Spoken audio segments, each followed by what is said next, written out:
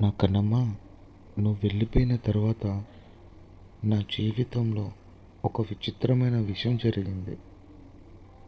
నీతో మాట్లాడే అలవాటు పోయింది, కానీ నీతో మాట్లాడాలనిపించే మనసు మాత్రం పోలేదు కన్నమ్మ. రోజు నీకు చెప్పాలనుకున్న చిన్న చిన్న విషయాలు ఇప్పుడు నా దగ్గరే మిగిలిపోతున్నాయి. ఏదైనా మంచి విషయం జరిగితే మొదట నీకే చెప్పాలనిపిస్తుంది. ఏదైనా బాధ కలిగితే నీ దగ్గరే కూర్చొని కొద్దిసేపు మౌనంగా ఉండాలనిపిస్తుంది. కానీ వెంటనే గుర్తొస్తుంది, ఇప్పుడు నా మాట వినడానికి నువ్వు నా దగ్గర లేవని. ఆ ఒక్క నిజం ఎంత సాధారణంగా అనిపించినా నా గుండెకు మాత్రం ప్రతిసారి కొత్తగానే గుచ్చుకుంటుంది కన్నమ్మ. కన్నమ్మ, నీతో గడిపిన రోజులను నేను పెద్ద జ్ఞాపకాలుగా దాచుకోలేదు.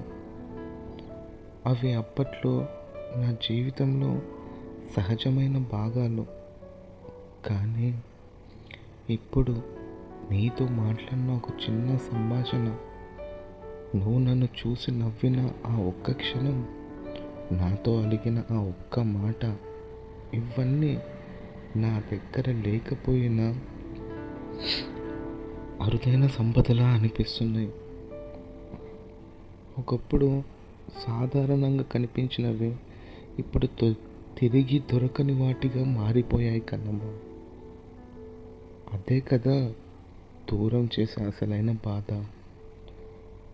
మనిషి పోయినందుకు మాత్రమే కాదు, అతనితో కలిసి మన జీవితంలో ఉన్న ఎన్నో చిన్న ఆనందాలు కూడా మనకు దూరం అవుతాయి. కన్నమ్మ, ఇప్పుడు నీ గురించి ఎవరైనా అడిగితే ఏం చెప్పాలో కూడా తెలియదు. నా జీవితంలో ఒకప్పుడు చాలా ముఖ్యమైన మనిషి అని చెప్పగలను, కానీ ఆ మాటల్లో నా గుండెల్లో ఉన్న భావం సుఖం కూడా రాదు. ఎందుకంటే నువ్వు నాకు ఒక పరిచయం కాదు, ఒక జ్ఞాపకం కాదు. నా జీవితంలో ఎప్పుడు నేను నిజంగా సంతోషించిన కాలం. అందుకే ఆ కాలాన్ని నేను ద్వేషించలేను. నీతో గడిచిందంతా ముగిసిపోయిందని తెలిసిన అదే నా జీవితంలో జరిగిందనే నిజాన్ని ఎప్పటికీ చెరపలేను కన్నమ్మ. కన్నమ్మ, కొన్నిసార్లు నీతో మాట్లాడాలని కాదు, నీతో గడిపిన ఆ రోజుల దగ్గరికి ఒక్క నిమిషం తిరిగి వెళ్ళాలని అనిపిస్తుంది. ఏమీ మార్చకుండా, ఏమీ అడగకుండా, ఏమీ కోరుకోకుండా, కేవలం ఆ రోజుల్లో నేను ఎంత అదృష్టవంతుడినో మరోసారి అనుభవించడానికి. అది సాధ్యం కాదని తెలుసు. అందుకే ఇప్పుడు నీ జ్ఞాపకాలతోనే నా మనసును ఓదార్చుకుంటున్నాను కన్నమ్మ. నువ్వు నా జీవితంలో లేవు, కానీ నిన్ను గుర్తు చేసే వేల చిన్న విషయాలు ఇంకా నా చుట్టూ ఉన్నాయి. అవి గుర్తొచ్చినప్పుడల్లా నేను కాసేపు ఆగిపోతాను, నీ గురించి ఆలోచిస్తాను, మళ్ళీ నా దారిలో నేను నడుస్తాను.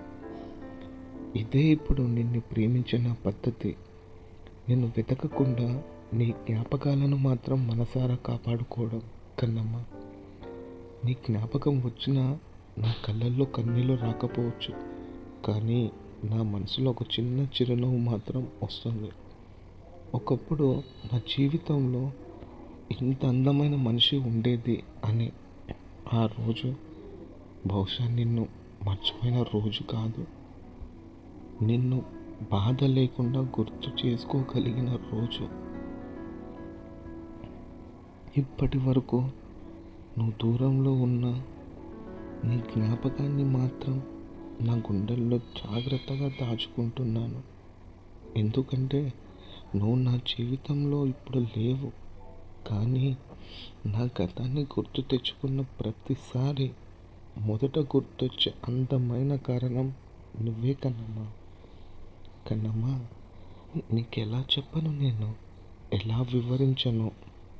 బహుశా ఈరోజు నేను బాధపడే ప్రతి క్షణానికి తెలుసు నువ్వు నా మనసును విరగొట్టావని. కానీ ఎంతని ఓదార్చాను కన్నమ్మ, నాకు నేను ఎంతని సర్ది చెప్పుకోను.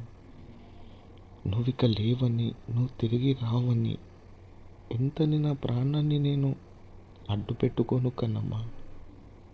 కన్నమ్మ,